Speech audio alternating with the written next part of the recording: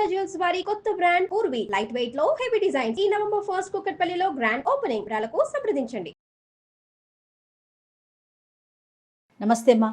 నమస్కారం జయలక్ష్మి. అమ్మా కొంతమంది అనుకుంటూ ఉంటారు, నేను చాలా మంచివాడిని, అన్నీ మంచి పనులే చేస్తా, ఎవ్వరికీ అన్యాయం చేయను, ఆ భగవంతుణ్ణి నిత్యం కొలుస్తూనే ఉంటా, అయినా కూడా కష్టాలు నాకే వస్తున్నాయి, ఎన్నో చెడ్డ పనులు పాపాలు చేసేవారు చక్కగా ఉన్నారు, ఇంత మంచిగా నేను ఉంటున్నాను కదా, నాకే ఎందుకు భగవంతుడు కష్టాలు ఇస్తున్నాడు, నాకే ఎందుకు ఇలా జరుగుతోంది అనే భావన చాలా మందిలో కనిపిస్తూ ఉంటుంది. అవునమ్మా కదా, నాకే అనే కాదమ్మా, ఇంకా ఒక అభిప్రాయం కూడా ఉంది. చెడ్డ పనులు చేసేవాళ్ళు హాయిగా సుఖంగా ఉన్నారు, మంచి పనులు చేసేటటువంటి వాళ్ళు కష్టపడుతున్నారు. ఎవరన్నా కాస్త కష్టపడితే కూడా ఇక్కడ మనం మనకి అన్వయం చేసేసుకుని కష్టపడుతున్నారు అని అనుకుంటాం. ఇది లోకంలో సహజంగా మనకు కనపడుతూ ఉన్నది.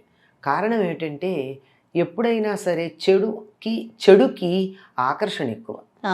ఈ చెడుకి ఆకర్షణ ఉండడం వల్ల చెడు వైపుకి ఆకర్షించబడడం, దానివల్ల తాత్కాలికమైనటువంటి ఫలితాలు పొందడం, వెంటనే ఫలితం వచ్చేసి ఆనందంగా ఉన్నట్టు కనపడడం జరుగుతుంది. ఓకే, కానీ తాత్కాలికం. చెప్పాను, తాత్కాలికం అంటే కొద్ది కాలం ఉండేటటువంటిది. కానీ మంచి వల్ల వచ్చేటటువంటిది ఏమిటంటే కలకాలం నిలిచి ఉండేది, శాశ్వతంగా ఉండేది. ఈ చిన్న తేడా చాలామంది అర్థం చేసుకోలేకపోతారు. ముఖ్యంగా ఈ కాలంలో, అందులోనూ మరీ యువతరానికి ఏమిటంటే అప్పటికప్పుడు ఫలితం కావాలి, ఇన్స్టెంట్ గ్రాటిఫికేషన్. పెద్దవాళ్ళ దగ్గర నుంచి వాళ్ళు చిన్నతనం నుంచి పొందినవి అలాగే పొందారు, డబాయించి ఆ క్షణాన కావాలనుకుని. అట్లాగే ఇప్పుడు కూడా దేవుడి దగ్గర కూడా ఈ క్షణాన నాకు కావాలి అంతే అంతే, రేపటిదాకా ఆగను నేను. వాడెవడో ఇవాళ సుఖపడుతున్నాడు అంటే వాడు ఎంతకాలం అవన్నీ అది ఆ సుఖం పొందడానికి ఎంత ప్రయత్నం చేశాడన్న సంగతి మర్చిపోతాం. అంటే ఆ ప్రెజెంటే కనిపిస్తుంది, అదే వాళ్ళ వెనకాల ఐస్బర్గ్ అని మనకు ఒక మాట ఉంటుంది. అవును, ఎంత ఉంటుంది? ఇంతే ఉంటుంది పైకి, కానీ లోపల ఎంత ఉంటుంది? ఒక చెట్టు ఉంది, ఆ చెట్టు పైన ఎంత ఉందో వేళ్ళు అంత ఉంటాయి కదా, అది ఎవరికి కనిపించదు కదా, కనిపించదు. అంతేకాదండి, ఒక చెట్టుని కొట్టడానికి గంట పట్టింది అంటే గొడ్డలి పదును పెట్టుకోవడానికి 7 గంటలు పట్టిందన్న సంగతి మర్చిపోతారు ఎవరైనా. 7 గంటలు గొడ్డలి పదును పెట్టుకుంటే గంటలో చెట్టును కొట్టావు. 7 గంటలు అసలు మనం లెక్కే పెట్టాం. ఒక సంగీత కళాకారుడు చాలా చక్కగా గంట కచేరీ చేశాడు అంటే ఆ గంట కచేరీ వెనకాల ఎన్ని సంవత్సరాల పరిశ్రమ ఉంది.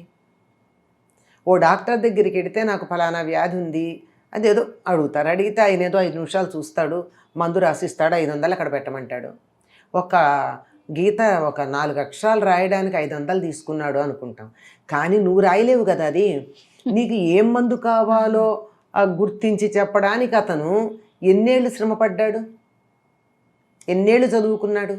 ఈ వెనకాల శ్రమ గుర్తించకుండా ఫలితాన్ని చూసి మాకు రాలేదు అనుకునే వాళ్ళు చాలామంది ఉంటారు. ఇది ఒక రకం. ఇది కాక అసలు నేను చాలా, మీది ఇంకోటి అన్నది, నేను చాలా గొప్ప, నీ గొప్ప ఏంటి, నేను చాలా మంచి. ఇంకా చెప్పాలంటే ఏదో సినిమాలో చెప్తాడు, లెవెల్ అయిపోతుంది, అక్కడ వాడిని ఏదో చంపి ఇక్కడికి వచ్చి చీమను రక్షించాను, లెవెల్ అయిపోతుంది అంటాడు కదా. అవును, ఈ చీమను రక్షించడం గురించి ఆలోచిస్తున్నావు కానీ అక్కడ వాడు ఎవడో మనిషిని చంపిన దాని గురించి ఆలోచించట్లేదు కదా. అంచేత మనం నువ్వు చేసిన చిన్న చిన్న మంచి పనులని లెక్క పెట్టుకుని నేను చాలా గొప్ప మనిషిని అనుకుంటున్నావు, కానీ నువ్వు చేసినటువంటి చెడ్డ పనులు ఎన్నున్నాయి, అవి ఎందుకు ఆలోచించవు? మనిషికి వాటిని గురించి తలుచుకోవడానికి, గుర్తు చేసుకోవడానికి ఇష్టం ఉండదు. రిఫ్యూజల్ అంటారు సైకాలజీలో, అంటే they refuse to register that.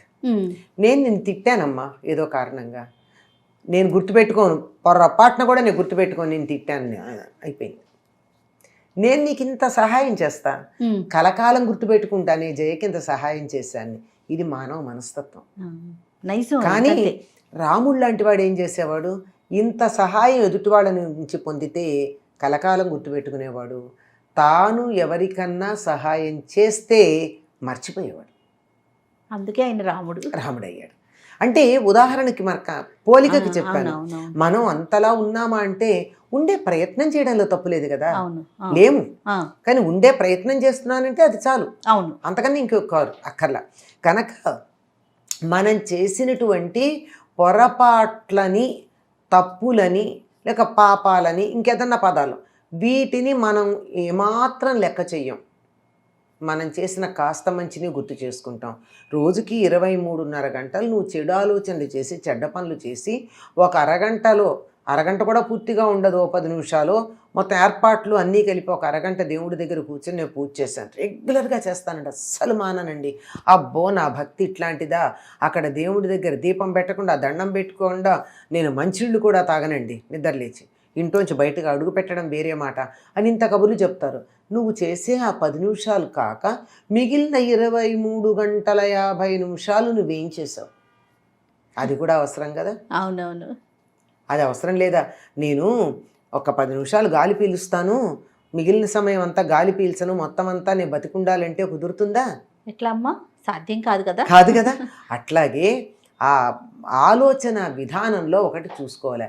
అది లేక తాను చేసిన 1-2 మంచి పనులు లెక్క పెట్టుకుని నా అంతటి మంచివాళ్ళు లేరు అనుకోవడం. అయినా దేవుడికి నువ్వు దండం పెట్టినంత మాత్రాన నువ్వు చేసిన పాపాలన్నీ ఆయన తుడిచిపారేయాలని నియమం ఏమన్నా ఉందా? ఆయన ఏమన్నా మాట ఇచ్చాడా?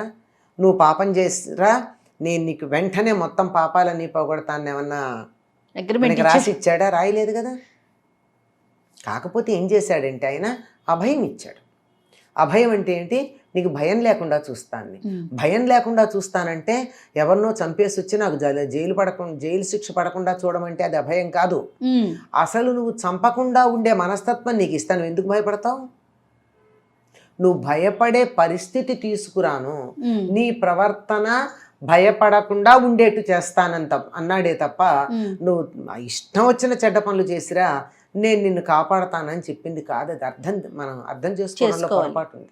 అభయం అంటే అర్థం అది తెలియకుండా నేను దేవుడికి దండం పెట్టా గనక నేనేం చేసినా నాకు మేలే జరగాలి, మంచే జరగాలంటే ఎట్లా కుదురుతుంది? అవును అవును. కనుక మనం చేసే పనులు ఒకటి బేరీజ్ వేసుకోవాలి.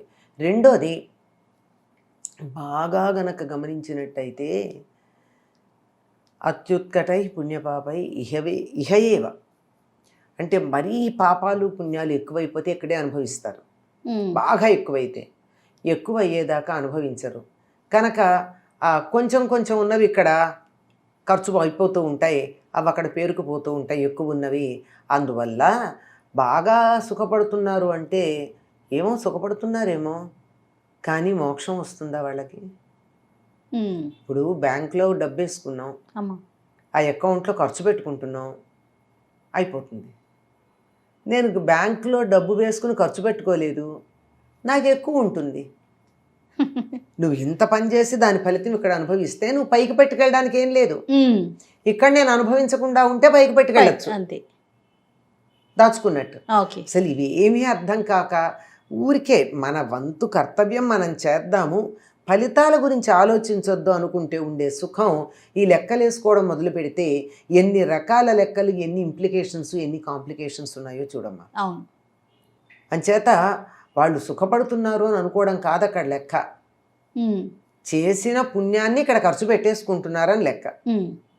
అది మనం కష్టపడుతున్నాం, నిజంగా మనస్సులో ఎటువంటి మాలిన్యం లేక, ఇతరులకి చెడు చేయాలన్న ఆలోచన లేక ధర్మబద్ధంగా జీవిస్తున్నావా లేదా?